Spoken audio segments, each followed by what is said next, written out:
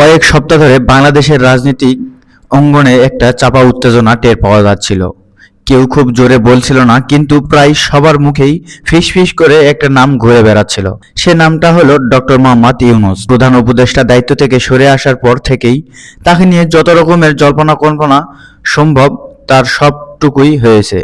কেউ বলছে তিনি দেশ ছেড়ে চলে যাবেন, কেউ বলছেন তিনি রাষ্ট্রপতি হবেন, আবার কেউ বলছেন তিনি নীরবেই নিজের কাজে ফিরে যাবেন। কিন্তু আসল সত্যটা কি সেটা জানতে গেলে পুরো গল্পটা আর গোড়া থেকে শুনতে হবে। শুরুটা ছিল একটা গুঞ্জন নিয়ে। অন্তর্বর্তীকালীন সরকারের মেয়াদ যখন শেষ হওয়ার দিকে এগিয়ে আসছিল, তখন থেকে একটা অংশ বেশ সরবভাবে প্রচার করতে শুরু করেছিল যে প্রফেসর ইউনূস দায়িত্ব হস্তান্তরের পর আর বাংলাদেশে থাকবেন না। তাদের কথা ছিল ক্ষমতা ছাড়ার পরপরই তিনি ব্যাগ গুছিয়ে বিদেশে পাড়ি দিবেন। এই কথাটা কারা প্রথম ছড়িয়েছিল সেটা নিশ্চিতভাবে বলা কঠিন, তবে এতটুকু বলা যায় যে এই গুজব ছড়ানোর পিছে একটা উদ্দেশ্য ছিল। উদ্দেশ্যটা ছিল প্রফেসর মোহাম্মদ ইউনূসকে এমন একজন মানুষ হিসেবে দেখানো যিনি দেশের জন্য তেমন কিছুই করেননি, শুধু ক্ষমতার স্বাদ নিয়ে সুযোগ বুঝে বিদেশে পালিয়ে যাবেন। এই অপপ্রচারটা বেশ জোরে সোরে চলছিল। সামাজিক যোগাযোগ মাধ্যমে একের পর এক পোস্ট আসছিল। কেউ কেউ তো এতটাই এগিয়ে গিয়েছিলেন যে তারা দাবি করছিলেন প্রফেসর মোহাম্মদ ইউনূসের বিমানের টিকিটও কাটা হয়ে গেছে। পুরো ব্যাপারটা এমনভাবে সাজানো ছিল যেন মানুষ বিশ্বাস করতে বাধ্য হয় যে হ্যাঁ, তিনি সত্যি চলে যাচ্ছেন। কিন্তু এরপর ঘটল সেই ঘটনাটা যেটা অনেকটাই থামিয়ে দিল। প্রধান উপদেষ্টার দায়িত্ব থেকে আনুষ্ঠানিকভাবে সরে আসার পর ডক্টর মোহাম্মদ ইউনূস নিজে একটা ঘোষণা দিলেন। সেই ঘোষণায় তিনি স্পষ্ট ভাষায় বললেন, এই দেশে আমার জন্ম, এই দেশ হবে আমার মৃত্যু। এই একটা বাক্য দিয়ে তিনি সব গুজবের মুখে তালা লাগিয়ে দিলেন। যারা বলেছিলেন তিনি দেশ ছেড়ে চলে যাবেন, তাদের মুখে আর কোনো ভাষাই রইল না। প্রফেসর ডক্টর মোহাম্মদ ইউনূস জানালেন তিনি গুলশানে তার নিজ বাসভবনে থাকবেন। কোথায় যাওয়ার কোনো পরিকল্পনা নেই। তার বাংলাদেশ তার ঠিকানা, বাংলাদেশই তার শেষ গন্তব্য। এই ঘোষণার পর দেশ জুড়ে একটা স্বস্তির নিঃশ্বাস পড়ল ঠিকই, কিন্তু আরো একটা প্রশ্ন মাথায় চাড়া দিয়ে উঠল। সেই প্রশ্নটা ছিল, তাহলে প্রফেসর ডক্টর মোহাম্মদ ইউনূস এখন কি করবেন? দায়িত্ব শেষ, দেশও ছাড়বেন না, তাহলে তার পরবর্তী পদক্ষেপটা কি?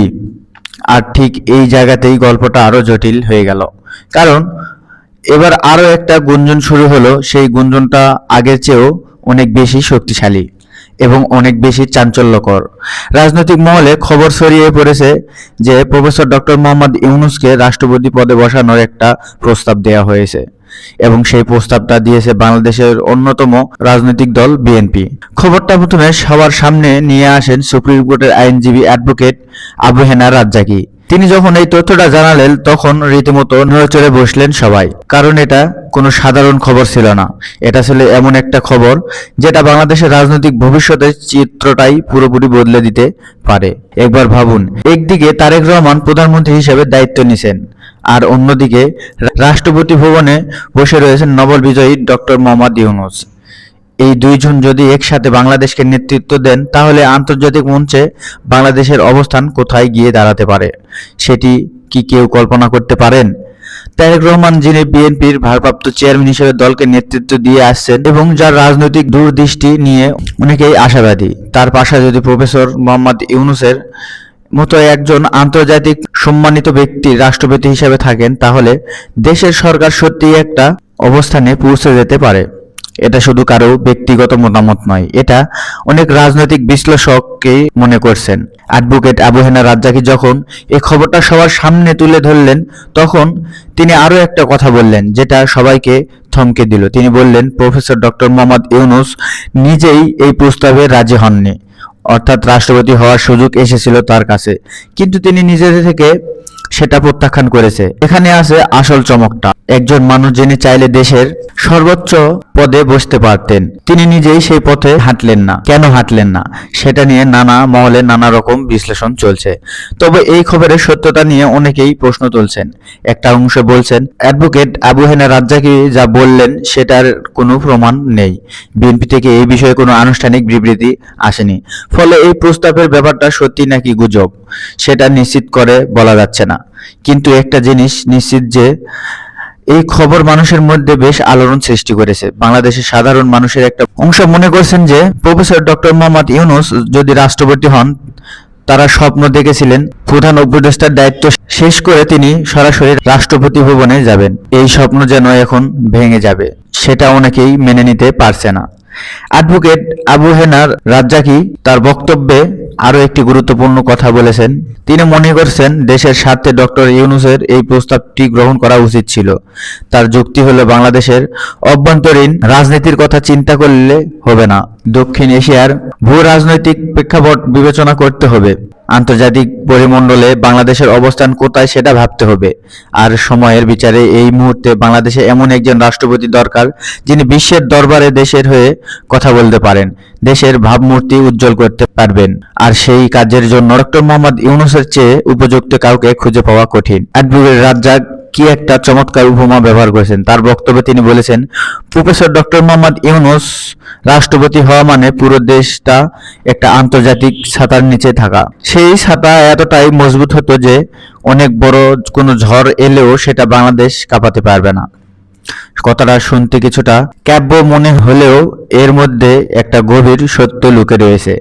প্রফেসর ডক্টর মোহাম্মদ ইউনূসের আন্তর্জাতিক গ্রহণযোগ্যতা এতটাই প্রবল যে তিনি রাষ্ট্রপতি পদে থাকলে দেশের বিরুদ্ধে কোনো আন্তর্জাতিক চাপ তৈরি করা কঠিন হয়ে পড়ত। বিশ্বের বড় বড় দেশগুলো বাংলাদেশকে অন্য চোখে দেখত। কূটনৈতিক সম্পর্কের ক্ষেত্রে বাংলাদেশ অনেক বেশি সুবিধাজনক অবস্থানে থাকত। কিন্তু গল্পটা এখানে শেষ নয়, কারণ প্রফেসর ডক্টর মোহাম্মদ ইউনূস নিজে আগে থেকেই বলে রেখেছিলেন তিনি দায়িত্ব ছাড়ার পর কি করবেন। তিনি বেশ কয়েকবার স্পষ্ট করে জানিয়েছেন যে প্রধান উপদেষ্টার পদ থেকে সরে আসার পর তিনি তার পুরনো কাজে ফিরে যাবেন। আর তার সেই পুরনো কাজটা কি? আর সেটা হলো তার বিশ্বখ্যাত ইউনূস সেন্টারে বসে 3-0 থিওরির নিয়োগ গবেষণা করা, সেই তথ্যকে বাস্তবে রূপ দেওয়ার চেষ্টা চালিয়ে যাওয়া। 3-0 থিওরি অর্থাৎ জিরো প্রপার্টি, জিরো আনএমপ্লয়মেন্ট এবং জিরো কার্বন অ্যানিমেশন, এই তিনটি লক্ষ্য নিয়ে কাজ করা হলো তার জীবনের মূল উদ্দেশ্য। তিনি মনে করছেন রাষ্ট্রপতি বা কোনো রাজনৈতিক পদে বসে যতটুকু কাজ করা যায় তার চেয়ে অনেক বেশি কাজ করা যায় সম্ভবত একজন স্বাধীন গবেষক এবং সমাজ উদ্যোক্তা হিসাবে। এখন প্রশ্ন হলো, প্রফেসর ডক্টর মোহাম্মদ ইউনূস রাষ্ট্রপতি না হওয়াটা কি সঠিক সিদ্ধান্ত ছিল? এই প্রশ্নের উত্তর দিতে গেলে দুটো দিক থেকে ভাবতে হবে। একটা অংশ মনে করছেন যে এটা বরং ভালোই হয়েছে যে তিনি রাষ্ট্রপতি হননি। তাদের যুক্তি হলো, অন্তর্বর্তীকালীন সরকারের প্রধান উপদেষ্টা হিসেবে দায়িত্ব পালন করার পর যদি সেই ব্যক্তি নির্বাচিত সরকারের আমলে রাষ্ট্রপতি হয়ে বসেন, তাহলে তার উপদেষ্টা থাকাকালীন সময়ে কার্যক্রম নিয়ে প্রশ্ন উঠতে পারে। মানুষ ভাবতে পারেন তিনি কি তাহলে প্রধান উপদেষ্টা থাকার সময় পরবর্তী রাষ্ট্রপতি হওয়ার পরিকল্পনা করেছিলেন? তার সময়ে সিদ্ধান্তগুলো কি তাহলে নিরপেক্ষ ছিল, নাকি তার ভবিষ্যৎ রাজনীতির পদের কথা মাথায় রেখেই নেওয়া হয়েছিল? এই ধরনের প্রশ্ন উঠলে প্রফেসর ডক্টর মোহাম্মদ ইউনূসের সারা জীবনের অর্জন সব স্ল্যান হয়ে যাবে। তাই তিনি রাষ্ট্রপতি না হয়ে বরং নিজেকে সব ধরনের রাজনৈতিক বিতর্কের ঊর্ধ্বে রাখলেন। অন্যদিকে আরো একটা অংশ মনে করছেন তার রাষ্ট্রপতি হওয়া উচিত ছিল। তাদের কথা হলো, বাংলাদেশ এমন একটা সময়ের মধ্যে দিয়ে যাচ্ছে যেখানে একজন আন্তর্জাতিক পরিচিতি এবং সম্মানিত ব্যক্তির রাষ্ট্রপ্রধান হওয়ার জরুরি ছিল। দেশের অর্থনৈতিক চাপ রয়েছে, কূটনৈতিক সম্পর্কগুলো নতুন করে সাজাতে হচ্ছে, আঞ্চলিক রাজনীতিতে বাংলাদেশের অবস্থান নিয়ে অনিশ্চয়তা তৈরি হয়েছে। এই সবকিছু বিবেচনা করলে প্রফেসর ডক্টর মোহাম্মদ ইউনূস রাষ্ট্রপতি হওয়াই দেশের জন্য অনেক বড় একটা সুযোগ হতে পারত। এদিকে প্রফেসর ডক্টর মোহাম্মদ ইউনূস যখন রাষ্ট্রপতি হচ্ছেন না সেটা নিশ্চিত হওয়ার পর এমন সব নজর ঘুরে গেছে অন্যদিকে। এখন প্রশ্ন হলো, তাহলে কে হবেন পরবর্তী রাষ্ট্রপতি? এই প্রশ্নের উত্তরে যে নামটা সবচেয়ে জোরালোভাবে উচ্চারিত হচ্ছে সেটা হলো বিএনপির স্থায়ী কমিটির সদস্য খন্দকার মোশাররফ হোসেন। তার নাম রাষ্ট্রপতির পদের জন্য আলোচনায় আসাটা অনেকের কাছে অবাক করার মতো কিছুই নয়। তিনি দীর্ঘদিন ধরে বিএনপির রাজনীতিতে সক্রিয় রয়েছেন। দলের ভিতরে আরো একটা শক্তিশালী অবস্থা রয়েছে, তবে তার রাষ্ট্রপতি হওয়া নিশ্চিত কিনা সেটা এখনো পরিষ্কার নয়। শেষ মুহূর্তে অনেক কিছু বদলে যেতে পারে। তাই এই মুহূর্তে কাউকে নিশ্চিত রাষ্ট্রপতি বলে ঘোষণা দেওয়া তারপর হবে। তবে একটা ব্যাপার পরিষ্কার হয়ে গেছে, সেটা হলো প্রফেসর ইউনূস হয়তো এখন কোনো সরকারি পদে থাকবেন না, কিন্তু তিনি বাংলাদেশের জন্য কাজ করতে থামবেন না। তিনি যে কোনো সময় তার মেধা দিয়ে, তার পরামর্শ দিয়ে, তার আন্তর্জাতিক প্রভাব দিয়ে বাংলাদেশকে সাহায্য করতে প্রস্তুত রয়েছেন। এটা তিনি নিজেই বলেছেন এবং এটা তিনি আগেও প্রমাণ করেছেন। গ্রামীণ ব্যাংক তৈরি করে তিনি দেখিয়ে দিয়েছেন একজন মানুষ সরকারি পদে না থেকেও কোটি কোটি মানুষের জীবন বদলে দিতে পারে। ক্ষুদ্র ঋণের ধারণা দিয়ে তিনি শুধু বাংলাদেশ নয়, পুরো পৃথিবীর দরিদ্র বিমোচনের ধারণাটাই বদলে দিয়েছেন।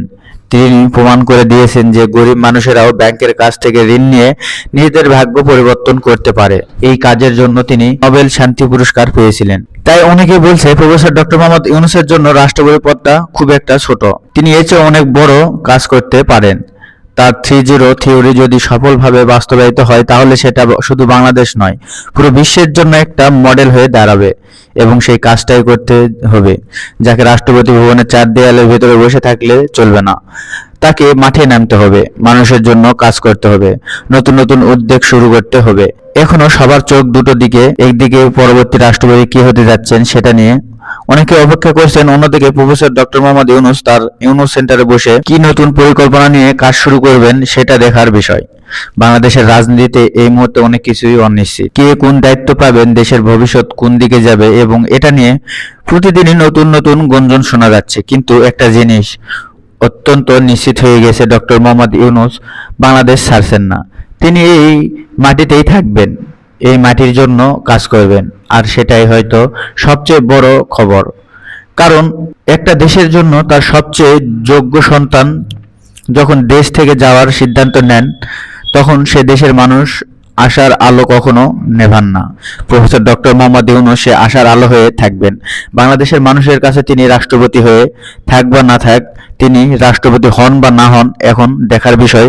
আগামী দিনগুলোতে কি ঘটছে রাজনীতির মাঠে, নতুন কোনো চমক আসে কিনা, খন্দকার মোশাররফ হোসেন কি সত্যি রাষ্ট্রপতি হবেন নাকি শেষ মুহূর্তে অন্য কেউ এসে যাবেন, আর প্রফেসর ইউনূসকে সত্যি শুধু তার গবেষণায় মনোযোগ দিবেন নাকি কোনো এক সময়ে আবার রাজনৈতিক মঞ্চে ফিরে আসবেন, এই প্রশ্নের উত্তর সময় বলে দিবে। তবে এই মুহূর্তে যতটুকু জানা তাতে একটা কথা বলা যায়, বাংলাদেশের রাজনীতিতে ডক্টর মোহাম্মদ ইউনূসের অধ্যায় এখনো শেষ হয়নি, হয়তো নতুন কোনো অধ্যায় শুরু এখান থেকে হতে যাচ্ছে, শুধু সেটা কেমন হবে সেটা এখনো কেউ জানে না। প্রিয় দর্শক, পুরো বক্তব্যটা শুনে আপনাদের কি মনে হয়? ডক্টর ইউনূস কি রাষ্ট্রপতি হবেন? রাষ্ট্রপতি হওয়া কি উচিত? জানান আপনাদের সুচিন্তিত মতামত আমাদের কমেন্টের ঘরে।